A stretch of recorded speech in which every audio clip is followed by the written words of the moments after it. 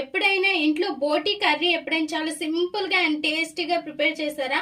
అయితే చాలా సింపుల్గా నేను చెప్పబోతున్నాను. అండ్ ఇలా ప్రిపేర్ చేయండి, ఎక్సలెంట్గా ఉంటుంది. అండ్ టేస్ట్ అయితే అద్దరిపోతుంది. 1-2 సార్లు చేసి తినాలనిపిస్తుంది. అండ్ చేయడం అయితే చాలా కష్టము. నేనైతే చాలా కష్టపడ్డాను. మా ఆయన అయితే అబ్బా బాగా అయిందా అన్నారు తెచ్చినందుకు. సో నీట్గా క్లీన్ చేసేసేయాలి. చేసేసిన తర్వాత దీన్ని రెడీగా మనం స్టవ్ పైన ఒక బండిలో వాటర్ పెట్టుకొని ఆ వాటర్లో వేసుకోవాలి.